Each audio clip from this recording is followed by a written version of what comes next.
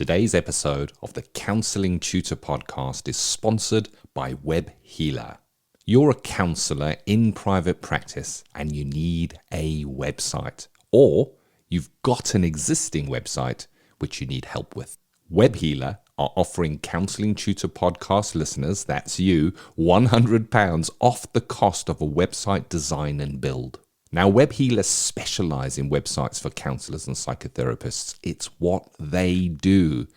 And the Web Healer team provide a completely non-technical, done-for-you solution, leaving you to focus your time on your clients. Operating for 20 years, Web Healer are a trusted resource amongst counsellors when it comes to getting your practice online. So get the package details and claim your £100 off coupon for your new website by going to counsellingtutor.com/website. That's counsellingtutor.com/website. Welcome to the Counselling Tutor Podcast, the must-listen-to podcast for students of counselling and psychotherapy. Here are your hosts, Rory Lees-Oakes and Ken Kelly. Hi, I'm Rory, and with me, as always, is Ken. How are you doing, Ken? I'm exceptionally well. Thank you for asking, Rory. Delighted to be here, and both Rory and I are delighted that you've joined us for the Counselling Tutor Podcast. You've joined us at episode 264. 3 topics on today's journey, starting off with that theory and practice, where today we're going to be delving into phenomenology, looking at the philosophy of phenomenology and counselling. We're then moving into practice today, where we look at those contemporary issues, those challenges, what's going on right now. And today we're going to be speaking about what happens when you get a counselling client and you have this feeling that you actually don't like this person. Something comes up for you. We're going to be discussing that in practice today. And then in Practice Matters, that's the CPD section of the Counselling Tutor Podcast. We continue with our series of looking at what a professional body is, how they operate, and what they actually do. And Rory spoke with Meg Moss, Head of Policy and Public Affairs at the National Counselling Society, about the campaigns that they are involved in. Maybe stuff that we don't see that a professional body gets involved in. But starting us off with that theory and practice, Rory, my favourite word of all, phenomenology, because it always reminds me of the Muppets, where it goes phenomenology, do, as I've said on previous podcasts. But phenomenology linked to the philosophy of phenomenology, because it is a philosophy, I guess, and how that informs counselling.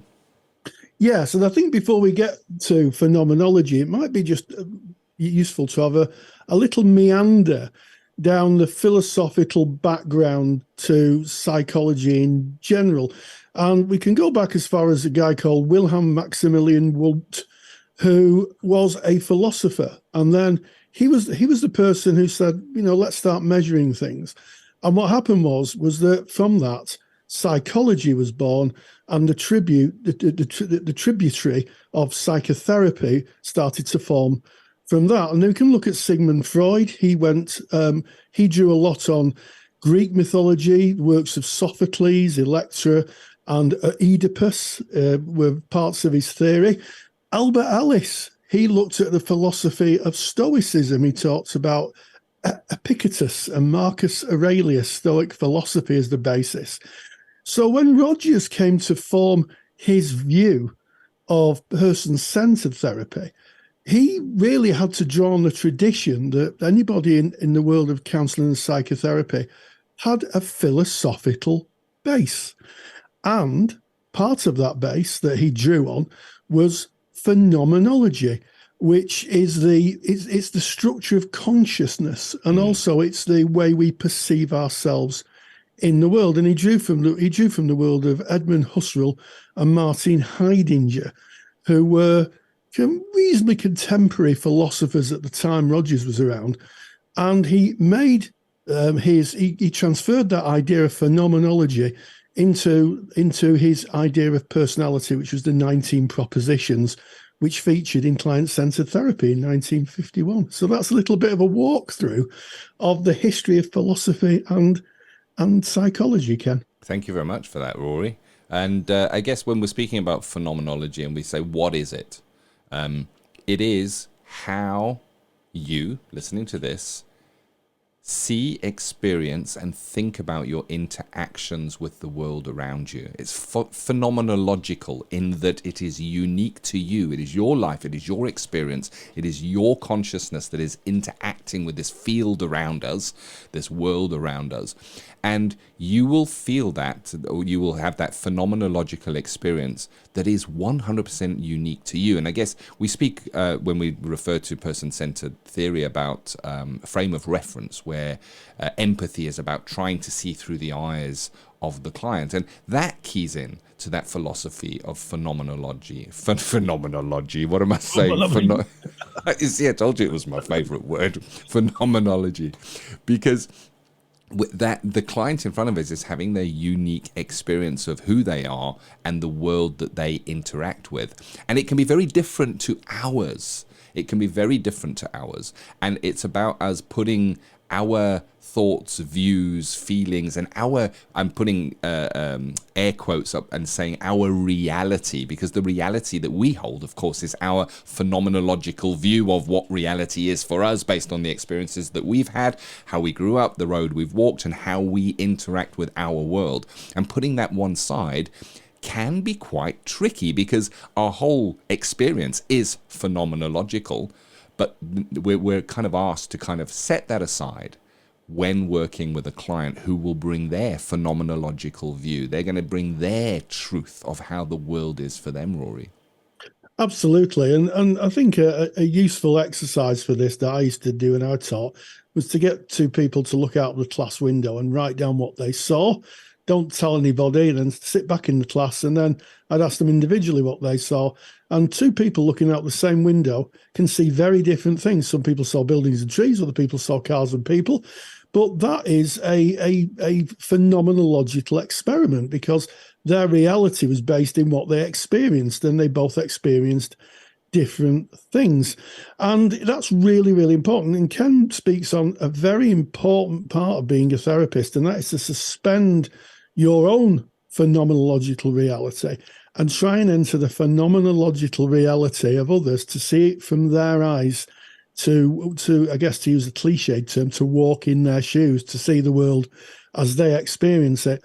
And I think that's the challenge of being a therapist, isn't it? To put your frame of reference to one side, to bracket it, and then enter that other person's frame of reference and see what's going on for them, experience what's going on for them, with all the attached thoughts and feelings that goes with that person's view of the world. Oh, I like how you've kind of phrased that, Rory, and that really keys into phenomenology. There it is again, phenomenology. In that, that there is a thought sense of phenomenology as well. In terms, if I think of my friend Rory, that I do podcasts with. So at the moment I can see you. But if you're not there, certain thoughts and feelings come up when I think of who you are. And Mrs. Counselling Tutor may have very different thoughts and feelings when she thinks who you are. And you, Rory, will probably have very different thoughts and feelings again when you think of who you are yourself. And that's an interesting part of phenomenology, is that it can live in consciousness. It can just be thoughts and ideas. And I guess that it's about clarifying and trying to understand, when we're working with a client, how they see something. I recall being warned many years ago that if a person should say to you that they are expecting a baby, they are pregnant, it's not always appropriate to say, "Oh, congratulations," because it's phenomenological. It's wherever, for them, it might not be that way.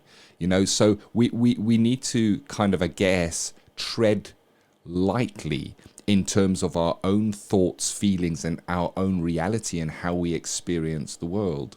I remember many years ago doing CPD around arranged marriages.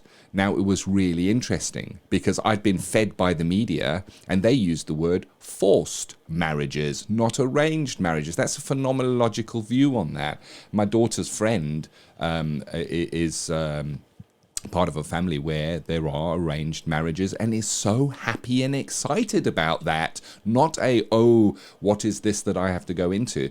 And it's really interesting. I found myself checking my own reality and realizing, hold on a second, there's more to this, and being made up of those phenomenological kind of reactions is, I guess, in a way, it makes it pretty challenging to be there with a client and truly be in their frame of reference. But there are things that we can kind of watch out for and make sure that we educate ourselves, and most importantly, ask clarifying questions.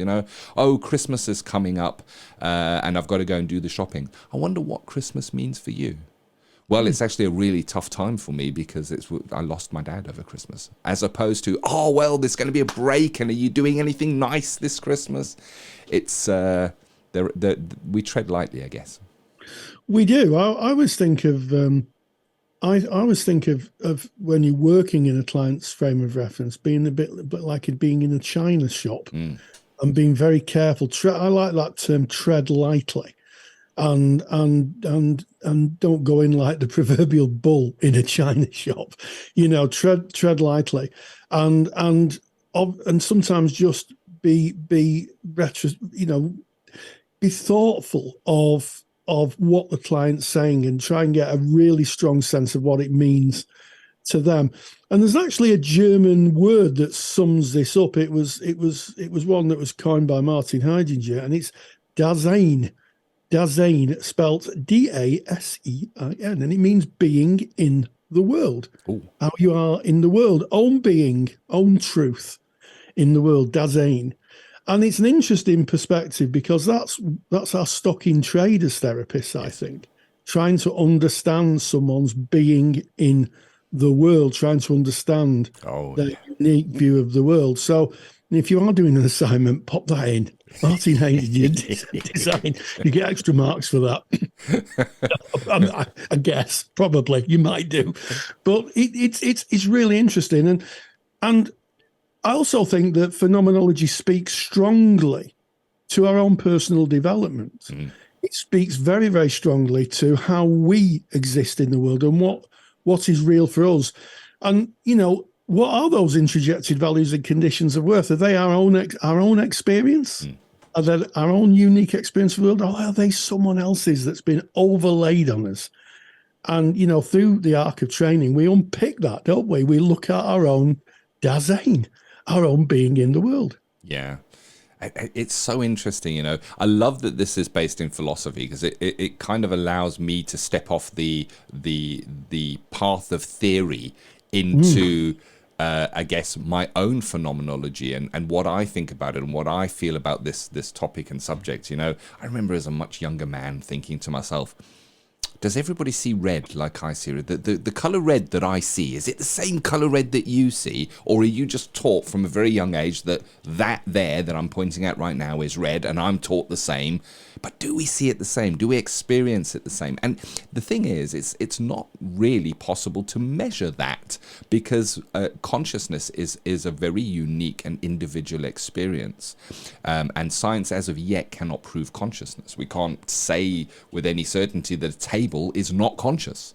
We can presume it's not conscious because it doesn't show any kind of signs of being conscious, but we cannot prove that it is not conscious. And it's also very difficult to prove that something is conscious. Consciousness is kind of the awareness of who I am. I am me. So therefore I know that, I know my place in the world, and I will construct my picture around that.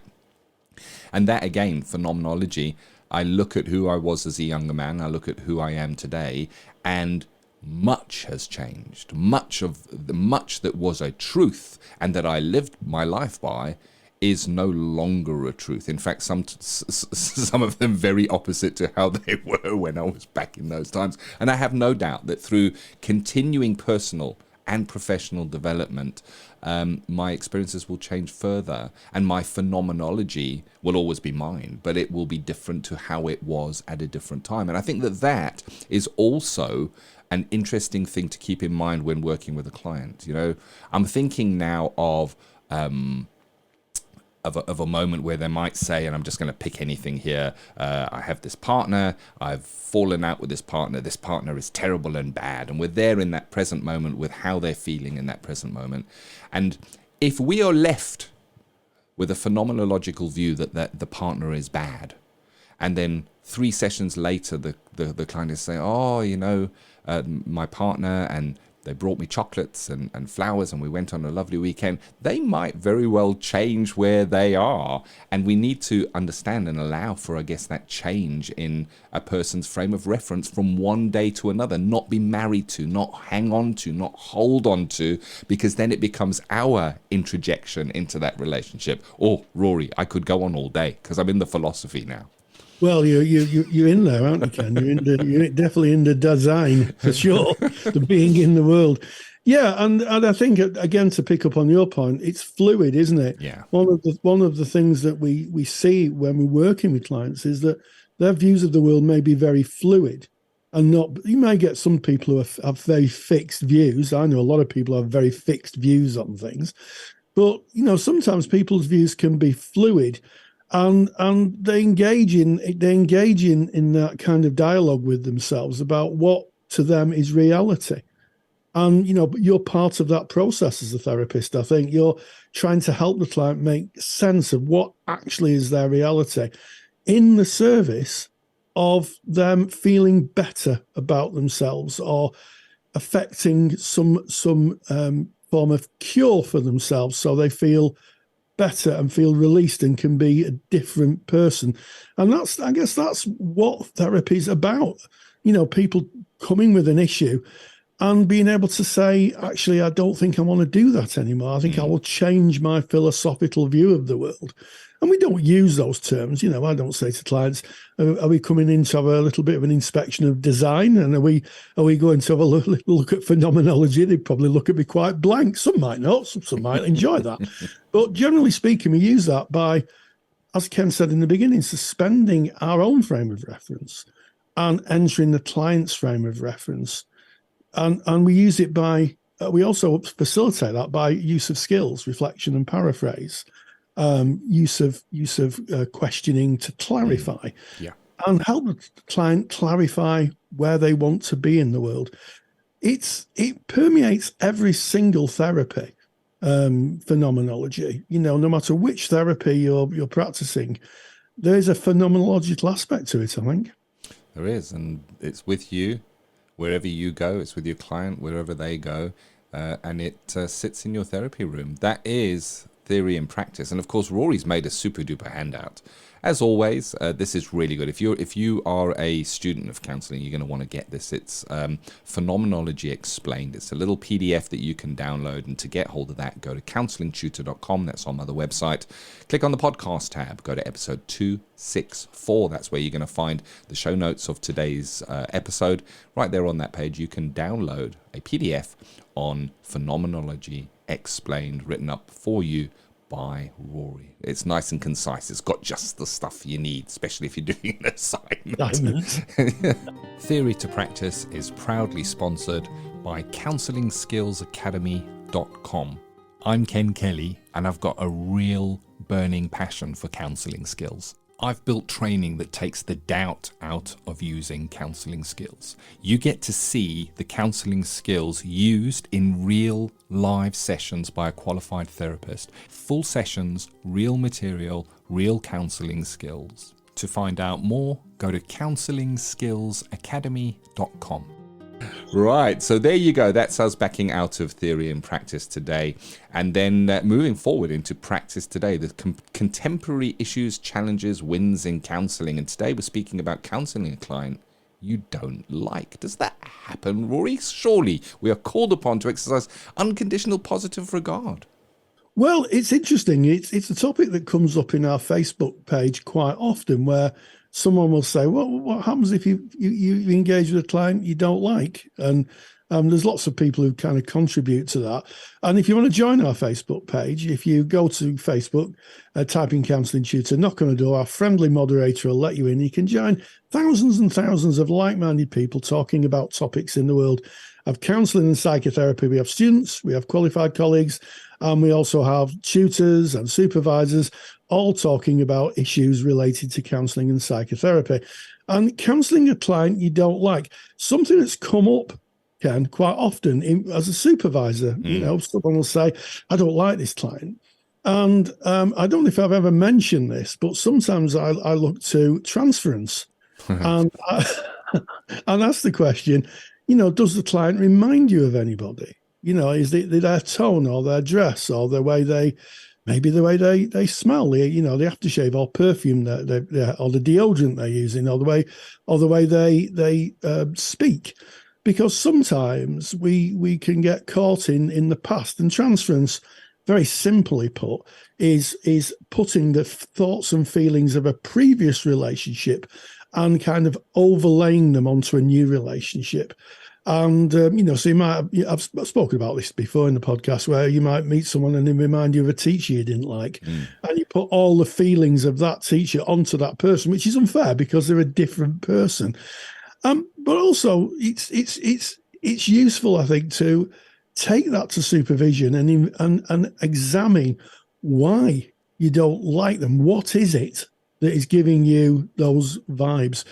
And to answer the question that you asked, can you counsel someone you don't like? Yes, you can. I don't think that there's a principled position of saying, I don't like this person, I'm not going to counsel them. Yeah.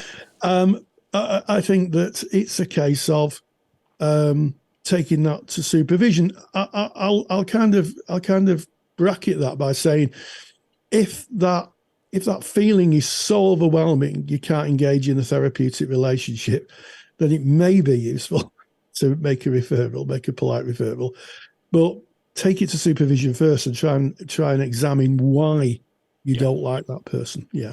Yeah, and it's a very interesting topic, and you've kind of hit the nail on the head. This topic lives in supervision. It really does. As soon as you're feeling something internally when a client is coming, and it doesn't have to be not liking a client. It might be I'm really looking forward to this next client. You might be overly excited to see a client, or feel a trepidation or an anxiety when a client is coming. And it's when it lives in the, I don't know why I feel this. I don't know why it is, but I really don't like it when this client arrives. I always get a bit nervous before they arrive, Rory. That would be fantastic supervision work, looking at transference and counter transference, because there's something there somewhere when it's in the I don't know why. But there are other occasions where we might not like a client because of the language they use. They may use harsh, strong, swearing language. It might be who they are and the way they are and how they've been brought up in life, and they may present with that, and that may clash against your values or a way that you feel. And then we look at again, getting into supervision. This also lives in supervision, and looking at how you can put yourself aside. How you can put yourself aside and look at this person as a fellow human being. Because when you strip everything away, when you strip it all away, including the narrative that the person is bringing and who they are, how they present, it's two human beings sat in a room with one sharing the pain that they are facing at some level in their life. And us as therapists being there to hear that. The rest is narrative and how someone is presenting, I guess. Yeah, and I think a good maxim for being a therapist is a quote by the philosopher Terence, who said, "I am a human. Nothing human is alien to me." Yeah, and we do meet as therapists people who have very opposing views. I guess in the time we live in, politics would be something that maybe people would struggle with. Someone who has a very strong political affiliation, either to the left or to the right. That could be a struggle for some people. But ultimately, the client has come to us to assuage or to explore or to heal some sort of pain. And that's our work. Our work is to help them to understand themselves a little better, maybe develop a more robust way of dealing with their lives. And in my experience, people who have very, very strong views on things Usually it's a defense mechanism against something that's internalized for them. So as you're working with them, it's amazing how people's views can change through the arc of therapy. And, it's not our job to change people's outlook on the world. But as they become freer in themselves, they may become less defensive. They may become more open to experience, open to others. So in that way, we can really help people. But it is interesting. And one of the things I often say in supervision to my supervisees, who undoubtedly will be listening to this podcast, I say to them, if you were on the train with this person, you didn't know them, you're on a train from London to Manchester, there were no stops, there was only you and this person in the carriage, would you talk to them? Would you sit with them? Would you strike up a conversation? And if the answer to that is yes, then the next kind of inquiry that I'd make as a supervisor is, why? What is it that you'd want to know more about this client? Oppositely, if they said no, I'd ask the same question. What is it about this client that you wouldn't want to do that? And it's amazing how far you can get in supervision just by asking the train question. Yeah, it's nice. The technique is a reframe. So it's looking at it from a very different point of view. So maybe, we spoke about phenomenology in our last topic, Rory, and how we live and experience the world consciously. And I guess when we think about, so I'm trying now to put myself in a mindset of thinking about somebody that I really don't like or don't get on with, and I'm really struggling, to be honest. I guess there was a time in my life, so I'm going to go back to as a younger man. If I had to think about that person, what would happen is emotions would come up inside me almost immediately. They were triggered, and it made thinking clearly, rationally, quite difficult. And reframing takes you out of the emotion of the situation. So when you're saying on a train, Rory, now you got the supervisee or whoever's bringing this in thinking about through a little frame of seeing themselves on a train, and it takes the emotion out of the situation. Similarly, you might use the desert island.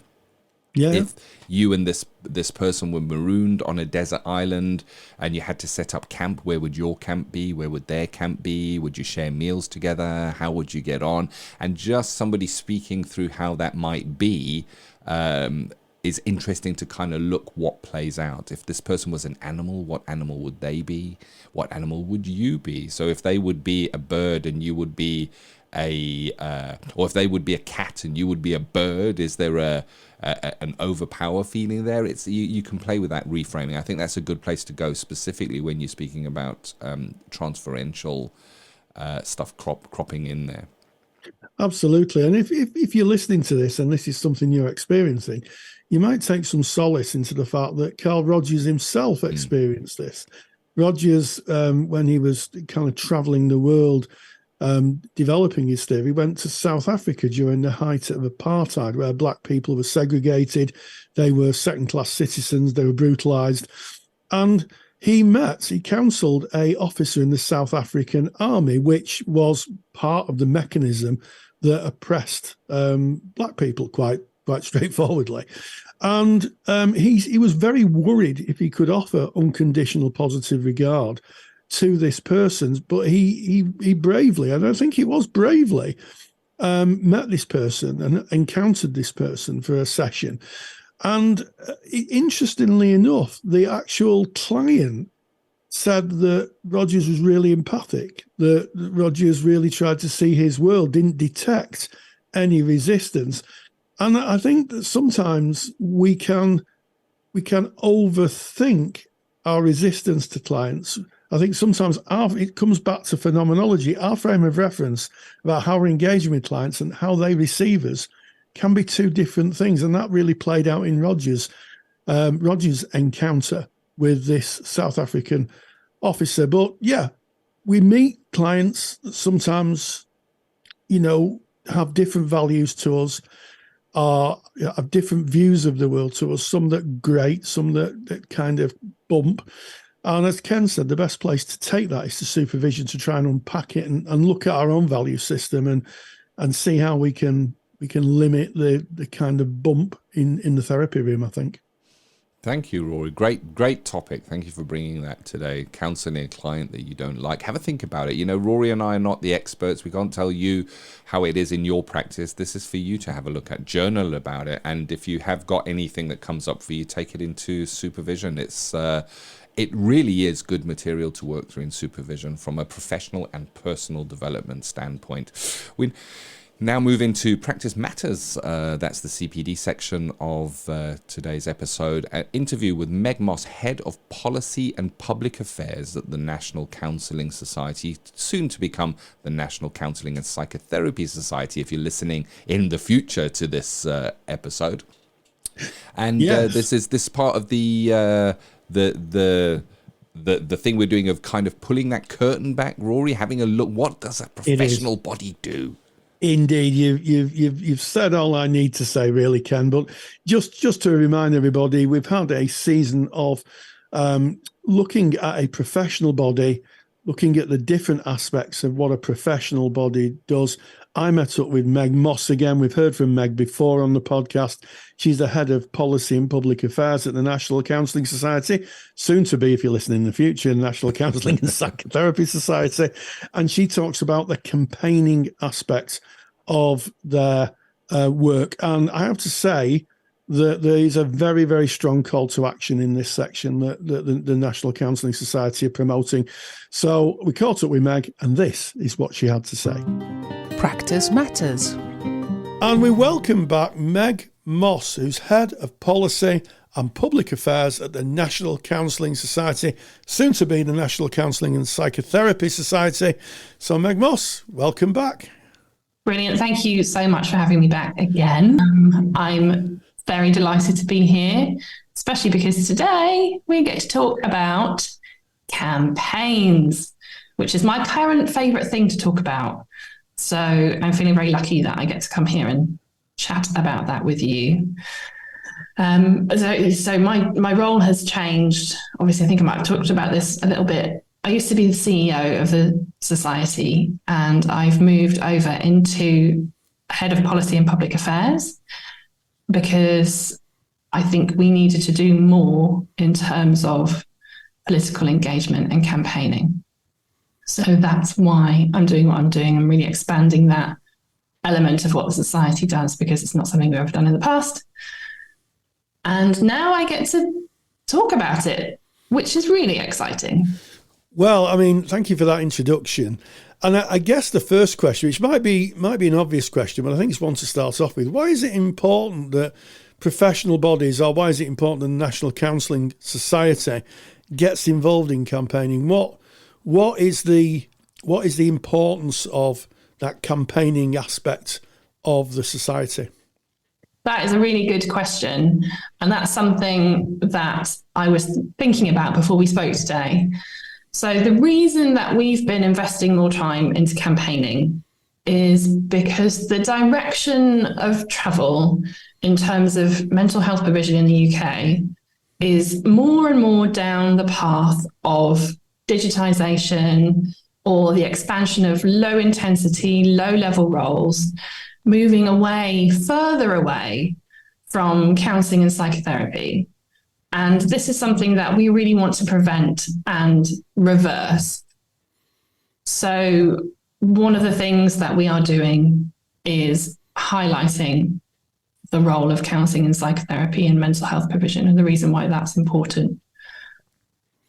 Yeah, so it sounds to me like part of your role is speaking to power, if you like. Part of your role will be to, I guess, engage with the governments of the day or the governmental departments of the day and to raise awareness of where counselling fits in mental health and its importance in amongst all the other, you've talked about low intensity and other forms of help, but why it's important still for counselling to have a role in our society's mental health.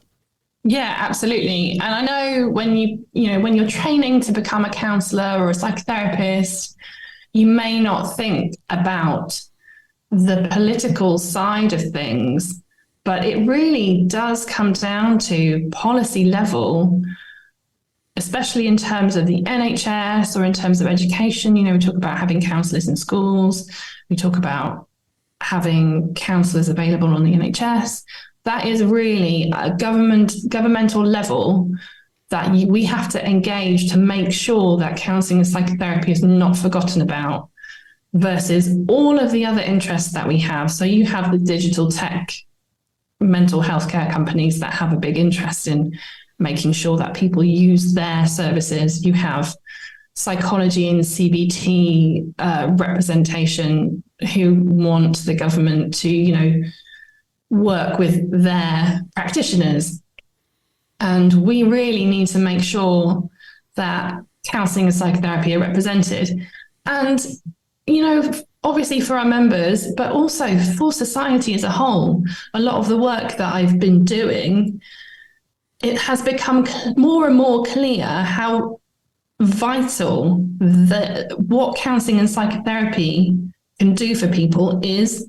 So you have your low intensity work, your psychological wellbeing practitioners, your kind of CBT practitioners, and then you have your crisis services. You have, for children and young people, you have CAMS. It's really hard to get an appointment with CAMS. It's really hard to get crisis services. To be honest, wouldn't it be better if we didn't need those things? So we have this whole missing middle of people who are not, who the low intensity stuff isn't appropriate for, and they're not at the level yet of needing those kind of crisis, high intensity services. But because there is no support there for them through the NHS, through the schools at the moment, those people in this kind of missing middle are rapidly becoming the people that need those crisis services. And so recently, in the spring budget, which was recently announced by Jeremy Hunt, they talked about investing £10 million into voluntary organisations, volunteer and community organisations to provide support for people who are at risk of suicide, which is good. But I would also say that on the flip side, they're talking about investing an even greater amount of money in digital mental health care, which is not good. And you see that, so there's this middle bit that they're just going to go further and further and further down this route of potentially becoming more and more mentally or emotionally distressed. They're going to get to these crisis services, which are now better funded, for sure. That's good, I suppose, but we don't want them to get there. And how do we convey to the government that this perhaps wasn't the best way of using that money? And so that's what we're kind of trying to do, right? I think it's really interesting is that what we're really talking about here is commissioning services, where services are commissioned, and they're commissioned on the behest of, I guess, what funding is available and government intervention. So by giving a voice and talking about the benefits of counselling and psychotherapy, you're putting the case, you're putting your members' case and the case of counselling in general to those who are in power and saying, look, there's a missing bit in the middle here. We don't, yes, you've funded crisis services, but actually we can halt the move into crisis services by providing funding now for counselling and psychotherapy, so people wouldn't get to that state. I'm getting quite animated talking about this. It's quite a powerful debate, isn't it? Yeah, it's really, really important. And I think the more I look into this, I produced a briefing note for the Labour Party for their manifesto not long ago.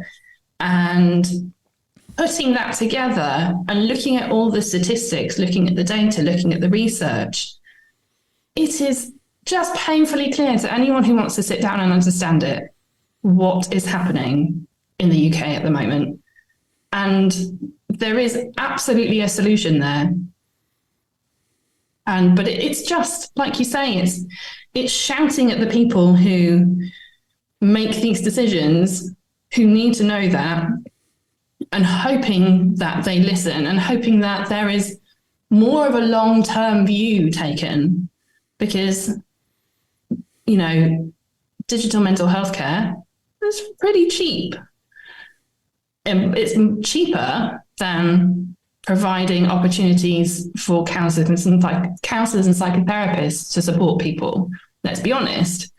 But what you're going to then do is save money further down the road, because you're not having to pump more money into crisis services. You're then also not going to have to pump more money into other areas of the NHS. So, for example, things that come up with mental ill health where it's untreated, things like cardiovascular disease, diabetes, all of that kind of stuff.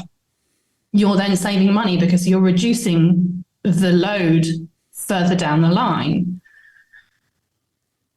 So we need people to be taking more of a long-term view, and how do we get them to do that? And I don't know if towards the end of a governmental cycle we will make that much difference, which is why we are also kind of working on the potential successive governments at the moment.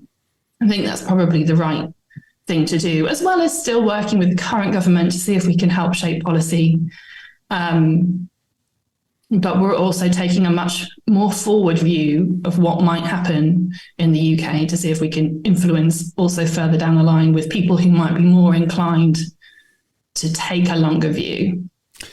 Yes, and I think I'd pick up on that, because it takes a long time to commission services. They spend public money, and there has to be inquiries and evidence bases, and then they have to recruit, then they have to look at the demographics. It's not quite as easy as a lot of people think, that we'll just open up here, there and everywhere and put people in. Or maybe it is that easy. Maybe it's a bit overcomplicated. Maybe it would just be a case of, sticks, there's lots of people who have got mental health issues and emotional issues, in Bradford. Let's open a centre there. Could be that easy, but I'm sure that there are other, I'm sure in the kind of mechanisms of government, there's differences. However, what I'm hearing is that you're kind of spreading your message widely. You're not only working with the current government, and at the time of recording this, which is March of 2023, the current government, the current Conservative administration here in the UK, is coming to the end of its cycle. There'll be an election within the next 18 months, maybe 2 years.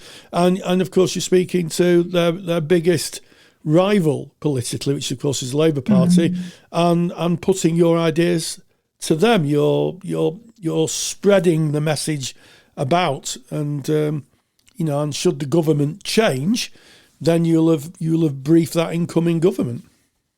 Yeah, absolutely. And to be honest, we're talking as well to any MPs or any special advisors, to MPs, anyone who will listen at the moment, because the more people that are aware of this, the better. One thing I do want to say, actually, because you were talking about how easy it would be to commission these services, one of our campaigns is about direct access to counselling, which works on utilising the accredited register programme for GPs to be able to refer people directly to a counsellor of their choice who is on an accredited register. Because one of the most important things, and I know that you know this because we talked about common factors before, is your relationship with your therapist, your motivation to engage with the therapy, and your belief that it will work. So choosing a therapy and therapist that you kind of vibe with and works for you is going to be so much more effective than being given a therapist and offered 6 sessions of CBT or some guided self-help that actually you don't really want, but that's what's given to you. So you're going to have much more efficacy in therapy by allowing people that kind of autonomy and empowering them to really invest in their own mental health care. And they're doing that in other areas of the NHS anyway. But they're having more patient-led care where patients have more control over what it is that they're like engaging with the NHS. So we should be doing the same here. It's one of the most kind of human ways of working, and we somehow seem to be taking the humanity out of it at the moment. Yes, yeah, and I think that's a really good point. I'm so pleased you brought up common factors, and for those people who've listened to the podcast for a number of years, common factors was a result of work done at Scranton University in Philadelphia, I think, and also a massive piece of research that was done in the early 2000s with the American Psychological Association, and they looked for what were the best outcomes of therapy for clients, and what was that formula, if you like. And that formula, as you say, is the relationship with the therapist, the motivation, and also the fact that to a greater extent the therapy is available, and that's what common factors is. Yes, I like what you're saying about the fact that they're going to use the accredited register, the Professional Standards Authority, the umbrella that's over the top of that, to actually say, look, here are quality therapists available now that you can tap into. You can tap into that resource. We know the quality of these people because they've gone through the appropriate trainings. And as a consequence of that, here they are. We've got a little army of helpers ready to go, and all you've got to do is provide the funding. Yeah, exactly. And another benefit to the NHS budget is that these counsellors and psychotherapists are already trained. They've paid for their own training because this is what they really wanted to do, right? And a lot of them are working in private practice. They've paid for their own training. So you don't need to recruit. You don't need to train. You don't actually even need to do all of the HR management and all of that sort of thing, because they're self-employed, they're on an accredited register, but it's just to be able to refer to that resource. We did a survey a few weeks ago.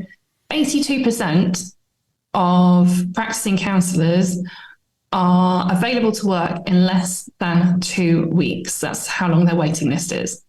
So you could be cutting down waiting lists from goodness knows what it is, really. And I hear anywhere between 6 to 18 months for NHS talking therapies, previously known as IAT. But then you have this resource that has a waiting list of 1 to 2 weeks that you could solve that waiting list problem immediately. There's 60,000 counsellors on accredited registers at the time of kind of going to print, as it were. We don't need to have this kind of lack of resources. The resources are there, but it's, how do we convey that? And that's really what I'm trying to do at the moment. Super, super passionate about it. And I'm talking about it to anyone, literally anyone who will listen. Well, I think there'll be people listening today, Meg, and the idea that there is literally an army, I use the word advisedly, of helpers, professionally trained, compassionate people ready to step in to solve what, is arguably a mental health crisis in this country. All it needs is the will of the current administration to be able to harness that, and hopefully the mental health of our society would increase, and maybe those emergency services that are so well funded may not be needed as much. So, as always, Meg, it's a real pleasure to talk to you. So, Meg Moss, Head of Policy and Public Affairs at the National Counselling Society, soon to be the National Counselling and Psychotherapy Society, thank you for joining us. Big thank you to Meg. Thank you to you, Rory, for reaching out, holding the discussions that need to be had. This is the Counselling Tutor Podcast. You have joined us at episode 264. Yes, we started with theory and practice with phenomenology, and the philosophy of existence, if you like, how we view the world. Very interesting debate, and a little walk through the history of philosophy and counselling. In practice today, we talked about counselling a client you don't like, or maybe not your cup of tea, as we say in the UK. And then in practice matters, I caught with Meg Moss, and she talks about campaigns that the National Counselling and Psychotherapy Society are running. And as always, stay grounded and stay safe. If you're a qualified counsellor or psychotherapist, then why not check out the Counsellor CPD Library? Stay current with your CPD requirements with over 150 hours of academically rigorous, on-demand lectures you can stream to your device. Joining Counsellor CPD will expand your skill set to create a more specialised, highly rewarding practice. For more information on the Counsellor CPD Library, visit counsellingtutor.com. Thank you for listening to the Counselling Tutor Podcast. Find the show notes for this episode on our website at www.counsellingtutor.com.